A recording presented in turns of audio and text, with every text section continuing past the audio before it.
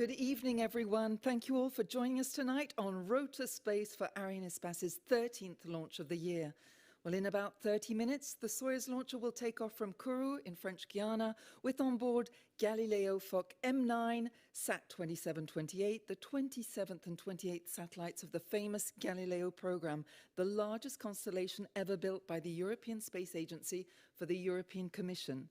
Now, this ambitious program, which aims to deliver real-time positioning accuracy down to the meter range, has been in operation since 2016 and now has 2.3 billion users worldwide. Now, in a minute, we're going to be going over to meet up with Stéphane Israël in Kourou. He's there with his teams, and he'll be going to tell us a bit more about this special mission. So, we're now looking up at the screen. We have in front, everything is, here he is. Well, hello, Stéphane. Welcome to Road to Space. Good evening. Good evening. How are things going over there in Kourou? It looks like it's raining. So we are here in the, yes, we are here in the Jupiter Control Center with all the teams, and the situation is okay. We are going now to monitor until the last minute the status of the satellite, the status of the launcher, the status of the launch basis, and also the weather. And if everything is green, we will go for launch in a few minutes. So this is the 13th Arianespace launch of the year, right? Correct. The 13th of the year, the 6th from the CSG. So it is a very busy year for Arianespace, and we have still 2 more launches to do. And can you perhaps tell our audiences, our listeners tonight, a bit more about tonight's mission? Yes, so tonight's mission is for a very important customer. It's for ESA on behalf of the European Commission and a key flagship program, Galileo. So tonight we are going to deploy 2 more Galileo satellites. It will be the 9th launch we make for the full operational capability and the 11th launch for the Galileo constellation. And this is a resuming of the launches because we had interrupted them, and now we are back with Galileo, for Galileo, with these 2 satellites. Well, you must be very proud. And this is also, I think, a very special date, is it not? Correct, because tonight we are going to celebrate the 10th anniversary of Soyuz from Guyana, and it happens to be that the first Soyuz launch from Guyana was for Galileo. So 10 years after, we are back with Soyuz for Galileo. Thank you so much, Stéphane, and good luck to you and to all your teams tonight. I hope the flight goes well, and we'll talk a bit later.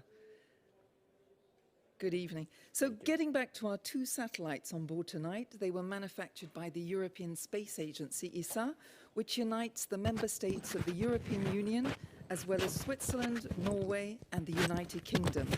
Now, Joseph Ashbacher, who took over as Director General last spring, has great ambitions for space, and in an interview we did with him, he talks about ESA's involvement in this project.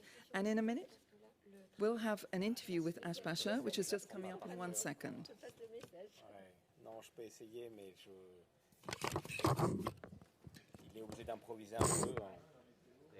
The 11th operational Galileo launch in 10 years. Galileo is a truly European partnership that positioned Europe as a leader for satellite navigation systems. With 2 new Galileo satellites launched today, we are accelerating the completion of the fleet that now already has 26 satellites in orbit, with more launches to come in the following months and years until we reach the full constellation of 38 satellites. We developed and designed the Galileo system from scratch, and our commitment to technical excellence has helped Galileo become the world's most precise satellite navigation system globally, with more than 2.3 billion users around the globe. With such a large fleet and its complex ground segment, also developed by the European Space Agency, Galileo is a truly European success and a program ESA is very proud of. All of this could not be possible without the strong partnership around the EU space program, with the European Commission owning the program, ESA carrying out the design and development of the system, and the EUSPA operating it for the benefit of European citizens and society as a whole. And I would like to here thank the European Union for the trust and strong relationship that has been built up and reinforced over the years. It is only 20 years ago that ESA introduced satellite navigation as a completely new activity in the European space sector. And it is our ambition and responsibility to maintain European leadership in the space navigation area. We are already working on the second generation of Galileo with state-of-the-art, more powerful and advanced and fully reconfigurable satellites. This will secure European satellite navigation for the future and allow Europe to remain at the forefront of technology with full autonomy in the satellite navigation sector. As ESA will bring first Europeans to the moon and with new lunar exploration missions to come that will have a crucial navigation component, ESA and Europe are even to reach new frontiers in the next years. Enjoy this Galileo launch. Thank you. Of course, Galileo is one of Europe's flagship programs in the space sector. The satellite provides an alternative to America's GPS, the Russians' GLONASS, or Chinese Beidou global satellite navigation systems. The European Commissioner for Space, Thierry Breton, whose objective is to project Europe into the next technological race, talked to Road to Space about this ambitious program, which will ensure the European Union's autonomy in the field of geolocation. We now have an interview of Thierry Breton, which will be coming up.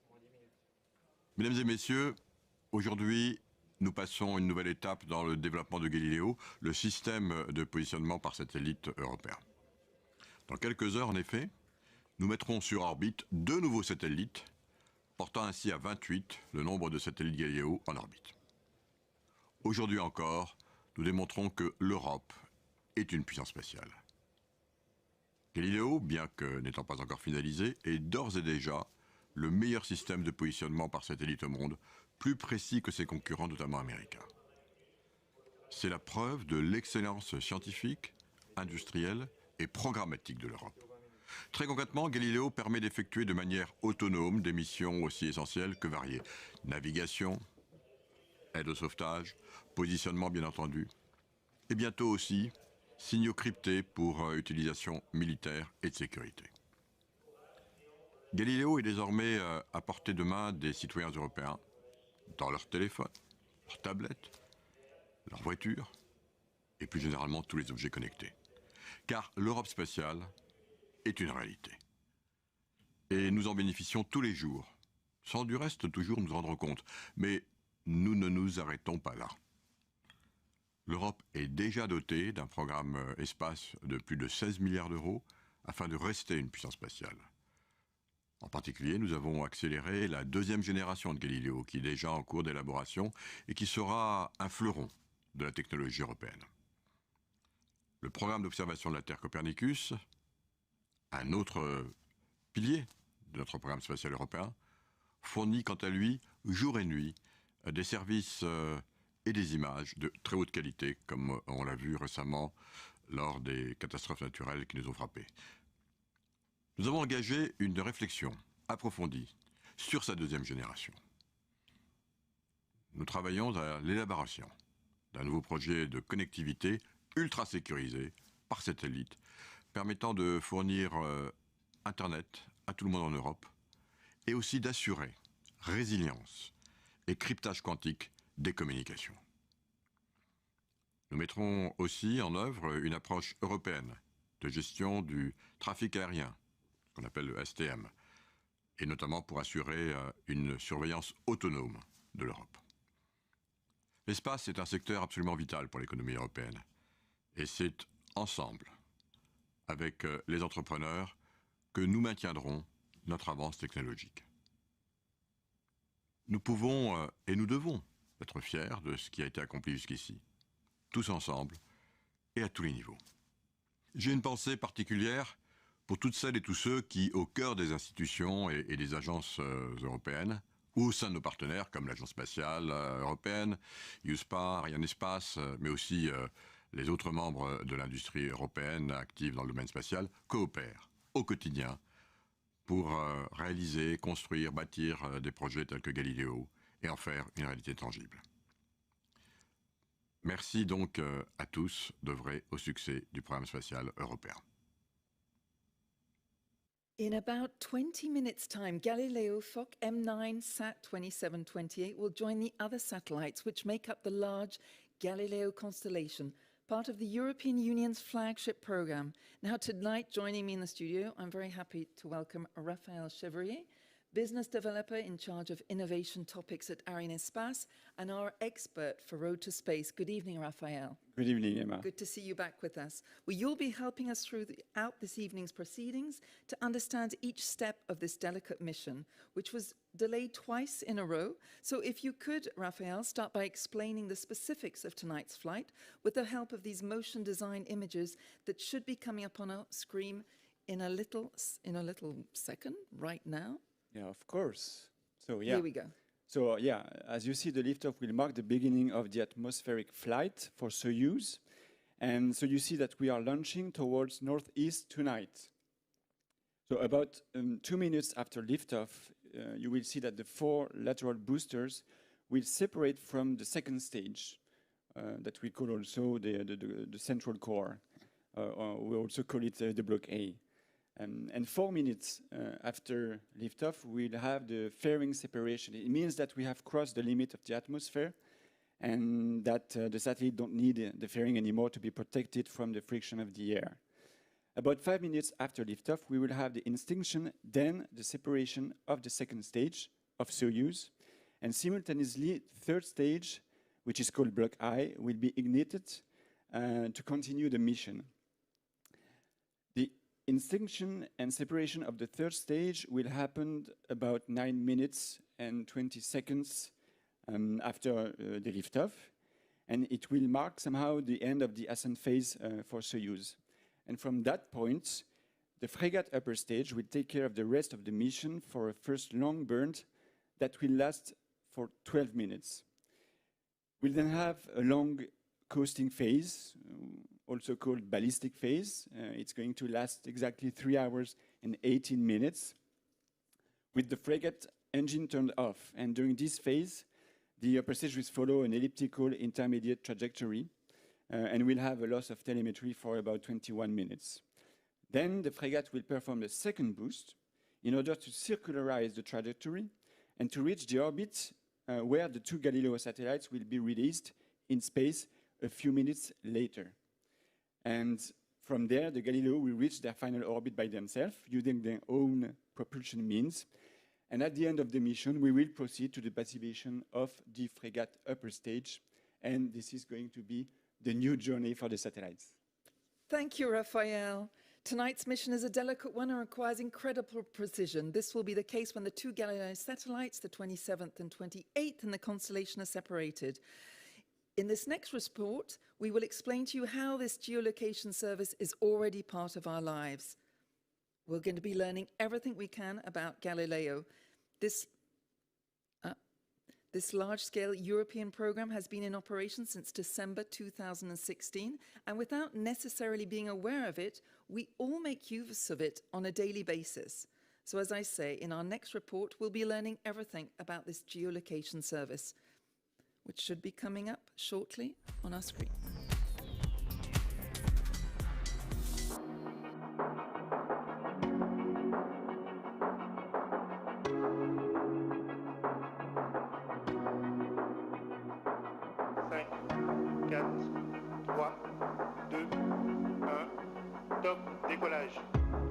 Today, 2 very special passengers will fly into space on board the Soyuz launcher, 2 Galileo satellites, each weighing about 700 kilos. Their destination, the medium Earth orbit at 23,222 kilometers above our heads. There, they will join the rest of the constellation of 26 satellites in service since December 2016.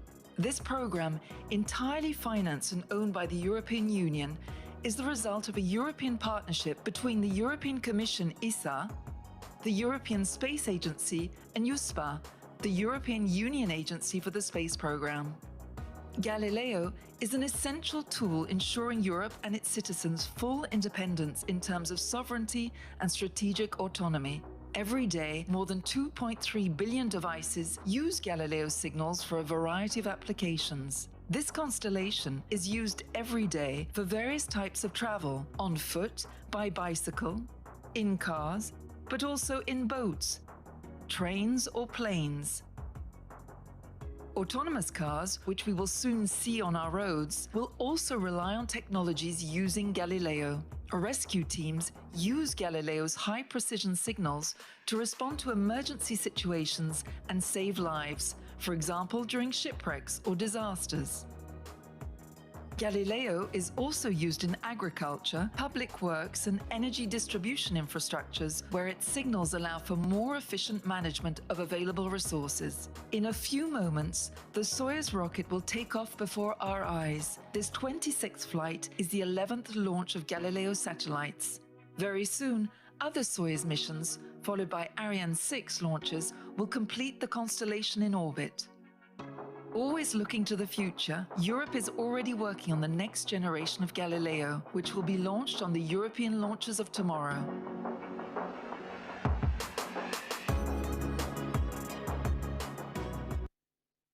The complete deployment of the first generation of Galileo will take place by 2025, thanks to the future European launcher Ariane6. Tonight it is the Soyuz launcher that is getting ready to take off into space. Everyone is ready. Soyuz is not new to Galileo. It has already carried 14 satellites of the constellation between 2011 and 2016. Now we are waiting for the announcement in a few minutes by Joël El-Ghaghi, the Director of Operations at CNES, better known by the acronym the DDO. He is expected to make an important announcement announcing the beginning of the synchronized sequence. So the DDO announced that they confirmed that the launcher is fully ready for the next step. Brilliant. That's brilliant news. So, Raphael, what does it mean when we say a synchronized sequence? Well, it means that a few minutes before liftoff, the launch vehicle will become progressively autonomous. It means that the onboard computer will take control of the launcher in a way. So what are the next stages before the launch? Well, it's going to happen very fast. 6 minutes before launch, we will have the last readiness for launch confirmation from the DDO that we just heard. 1 minute later, we will unlock the launcher to allow the firing. We call it to put the key on start. From that point, Frégate is going to be transferred to onboard power supply. We will then eject the upper composite umbilical lines. We'll stop the ventilations on the launcher, and the rest of the 3 stage is going to be tilted from ground energy supply to onboard energy supply. It will mean that 28 seconds before liftoff, the launcher is going to be fully autonomous in terms of energy supply, and we can retract from there the upper and the lower mast. And you see that 16 seconds before the actual liftoff, we'll see the engines ignite. So you will see it on the image. And we will increase the power before the Soyuz will actually soar into the sky. So what is the most critical moment in the sequence? Well, this is the ignition. It's the ignition, of course. Yeah. And like I said, we will basically go from 0 to full power in 16 seconds. That's incredible. With 3 different steps. 5% of the power, 70% of the power, and then when we reach 100% of the power, then the Soyuz is going to lift off. So at this stage of the mission, can the weather still play a major role? Yeah, well, the weather, we have a last forecast of the weather 10 minutes before launch. And so... well, we can see looking up at the screen now that it looks like it's raining in Kourou. Yeah, but that... We really check the weather at high altitude. This is very important for authorizing a launch. So here you see that there is a red in the meteo. Oh, so we've got the panel in front of us on the screen. So there's a red. Yes, it means that the meteo. So there is. Yeah. So unfortunately, there is a red tonight. So we will have to postpone the launch because we just don't have like a green light in terms of weather in order to proceed. So I think we're waiting on Stéphane Israël. So yes, Stéphane Israël is, yes, we've just had confirmation. He's going to We're just waiting for him now. He's going to come and speak to us again because obviously we wanted a green panel and there's unfortunately a red light. It really shows you that we don't take any risk when it comes to launching, of course, in order to don't take any risk for the population, for the launcher, for the satellites, of course. And so, yeah, any wrong signal in terms of weather will stop the synchronized sequence. And in this case, as we are targeting an instant launch, because sometimes you have like a launch window when you can basically reattempt, make a reattempt so we don't for have the launch. There's no launch window for when it's like a case 45 minutes, but right now we have no launch window. at all. It means that we have to launch at a certain time, and if the weather is not green, then we have to wait for the next launch opportunity, which is going to be the next day, basically. Okay. So, as I say again to our listeners, our audiences tonight, we're still waiting for Stéphane Israël, who is the CEO of Arianespace, to talk to us. So, unfortunately, yes. Yeah, basically, so what we look is, like I said, the weather at high altitude. At high altitude, yeah. It means that it's basically if you have an anomaly during the launch, you don't want this wind to bring debris on the population. So we are extremely careful about this. This is why it's like a strong criteria.